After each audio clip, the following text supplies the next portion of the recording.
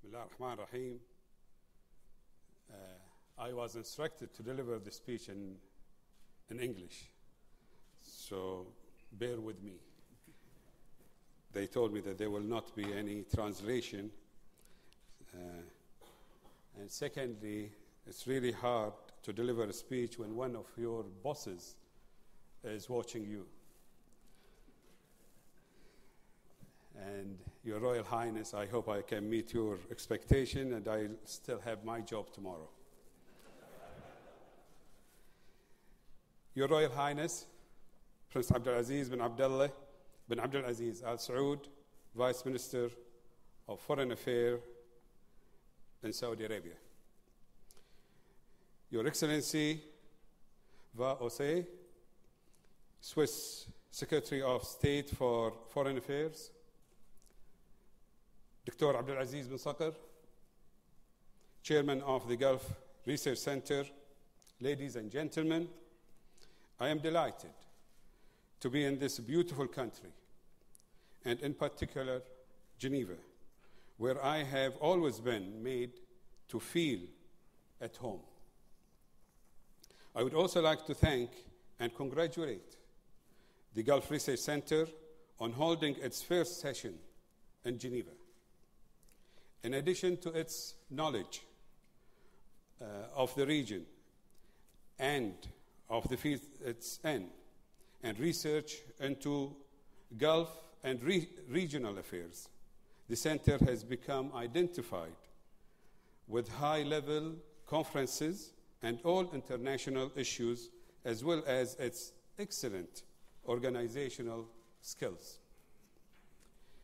The timing of this forum is particularly relevant as it comes at a time that the Middle East and Arab world are going through almost unprecedented political transformation. It is happening before our very eyes. And even as I talk, the process of crystallization continues on paths that are difficult to determine, but let there be no doubt will impact on the future of the region and its stability. We are all observers and witnesses to these events. At times like this, friends must keep together. And I am delighted to say that relations between the GCC and the Swiss Confederation are excellent, based as they are on similarities between the principles of our foreign policies and approaches to global issues. I will say more on our own foreign policy in a moment. But it has to be said that your noble foreign policy objectives and principles based on peace, neutrality, and seeking to create a world of cooperation sets an example of cultural diversity and dialogue between different cultures. Even in a changing world, your neutrality has given strength to your efforts to promote international cooperation and contributes enormously to solutions to global challenges. You have played a large part in the reduction of violence and armed conflicts, as well as the fight against global poverty. Switzerland, with its history, its values, and its unique political experience, embodies an example that motivates other international parties, other nations, or regional blocs. Here, if I may, for those who are less familiar with it, say a few words on the GCC's foreign policy. The policy emanates from respect for the unity, sovereignty, and stability of our neighboring countries and in non-interference in their internal affairs. These two principles are not something transient or temporary in our political history, nor are they derived from recent political conditions or developments. Rather, they represent the pillars that our members have always maintained and respected in their political behavior. In turn, we invite other countries to respect these principles. In doing so, they will add to the region's stability. Our countries take seriously their responsibilities towards all nations of the region and support their development and evolution. We seek to provide aid and assistance to those in need, recognizing that by doing so, we enhance the chances of a more stable region. We believe that the overriding formula for internal and regional stability is to reject violence in all its forms, and in order to resolve and prevent conflict, adopt the language of dialogue, with no one excluded. In doing so, we maintain transparent and broad ties with other countries and organizations and recognize and accept cultural and religious differences and the different customs and traditions. Throughout history, our nations have abided by these principles, which we believe reduces the strength of unilateral opinion, perceived notions, and frozen attitudes about a particular political situation or a past moment in history. We just have to look at the ways in which the members of the GCC have resolved internal border disputes and consider our ongoing political reforms and national dialogues. Here, a good example is the efforts of His Majesty King Hamad bin Isa Al Khalifa and his encouragement of dialogue within the Kingdom of Bahrain, a fact recognized by the Arab League, which at their ministerial meeting only the day before yesterday displayed their confidence by nominating the kingdom to be the home to the Arab Human Rights Court. At the same time, on a global scale, the custodian of the two holy mosques, King Abdullah bin Abdul Aziz, has taken practical measures to encourage communication by establishing a permanent international center for dialogue in the Austrian capital, Vienna, as His Royal Highness has indicated in his remarks. This will do much to further understanding between different religions and cultures and enhance conflict prevention. We hope to implant these principles of encouraging dialogue and rejecting violence within the mindset of the region. Now to how these dreams and principles are reflected in the way in which the GCC views and reacts to recent developments within the region.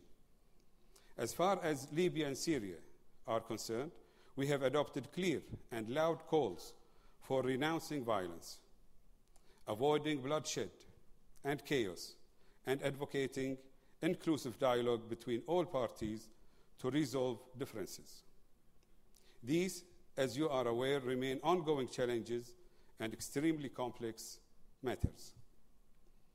With regard to our relations with Iran, as between most nations and international groupings, there are inevitably areas of disagreement. Iran is no exception, but it is a challenge where dialogue is our forefront policy. We will do everything we can, unilaterally and in consultation with our friends and allies, to reduce tensions and ultimately find solutions. Our foreign policy towards Yemen, on the other hand, is a success story, where our mediation role was crucial. I will not go into detail on the initiative or the negotiations, but there is no doubt that the GCC initiative represented a lifeline which prevented Yemen from plunging into civil war. It has opened the door to a political settlement within the implementing arrangement, paving the way for a phased, peaceful transfer of power, a new constitution, and we hope elections by February of next year.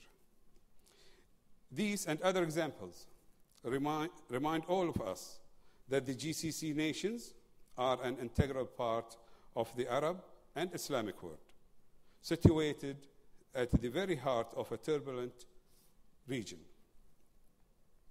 We understand intimately the challenges and are thus in a strong position to give advice, assist with solutions, and provide a unique contribution to building a secure and stable Middle East.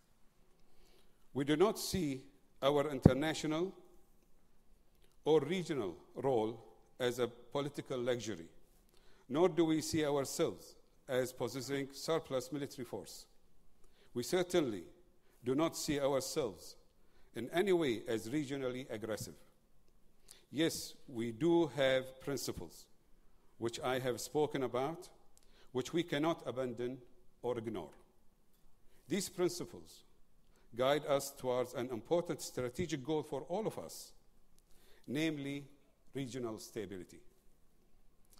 This is particularly important at this time when the region is progressing through one of the most challenging and complex periods of its history. There are no easy solutions, but we will continue to encourage dialogue and discourage violence. Above all, we will strive for a formula which restores stability to the region and does not contribute to new problems. This is a major challenge, but it is in all our interest that we succeed. I will now turn briefly from foreign affairs to a subject which more than any other seems to cause the most misunderstanding and questions to be raised, particularly in the Western democracies, namely the relationship between our governments and our people. It is important to understand that one of the GCC's strategic goals is to encourage and maintain a high level of human development, where we want every citizen from all levels of society to feel that he or she has been provided with unsurpassed advantages and benefits. Towards this end, good governance is the number one priority of each member state, and all, in their own way, have developed democratic processes which allow the voices of their citizens to be heard. We fully acknowledge that the winds of change are blowing, and within the GCC, our governments and citizens are moving together towards a more harmonious and mutually beneficial society. To move too slowly could be harmful, but to move too quickly could be fatal.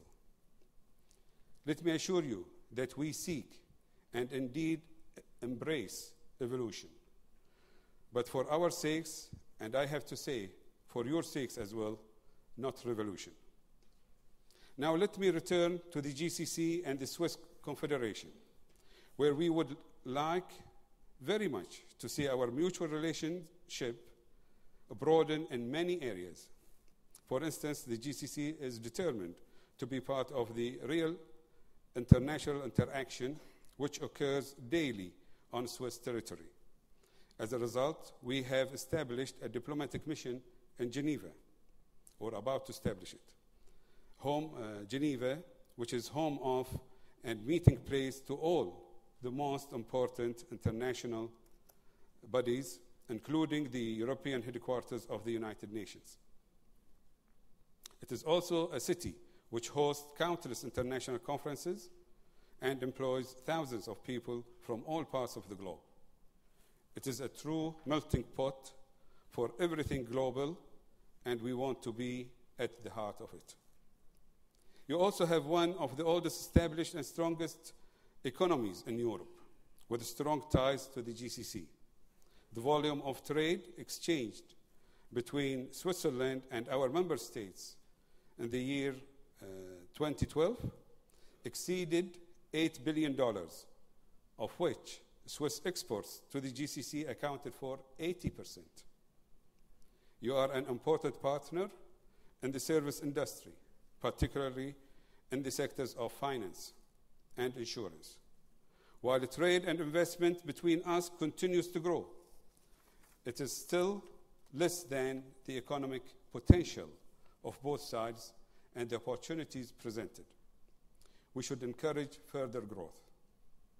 Switzerland is also seen as being particularly important to the GCC, as it is one of the core members of the European Free Trade Association, EFTA, where we are seeking to strengthen relations in all areas, especially since the signing of the Free Trade Agreement in June 2009 in Hamar, Norway. Most of you will be aware of the aims of the agreement, the most important parts of which are to remove barriers to trade and investment, remove or reduce tariffs, open up areas of investment, and mutually address impediments to these aspirations. We look to Switzerland to further relations between us and EFTA members. Closer cooperation between ourselves will be seen as a fruitful example of collaboration between groups and economic blocs, leading hopefully to an increase within global trade liberalization. Achievements here will, of course, be in the interest and to the benefit of all citizens. Ladies and gentlemen, before concluding, please allow me to point to an important sector in Gulf-Swiss relationships, namely tourism. Switzerland is probably the favorite tourist destination for the Gulf, where thousands of our nationals take advantage of your safety, hospitality, and of course, the natural beauty of your country to enjoy their vacations. In turn, please do not forget that although tourism in the Gulf is in its infancy, we would welcome you with open arms and hearts so that we can not only reciprocate your hospitality, but so that your citizens can see for themselves, learn more about our nations, and hopefully dispel misconceptions. Finally, as I end, I would like to repeat how much you as a nation and your principles are admired within the GCC. Thank you once again for the opportunity to visit and talk in this lovely city. Thank you also to all the organizers of the first GCC-Swiss Forum. I am sure that it will prove now and into the future a successful platform for exchange of views between ourselves and contribute in a meaningful way to closer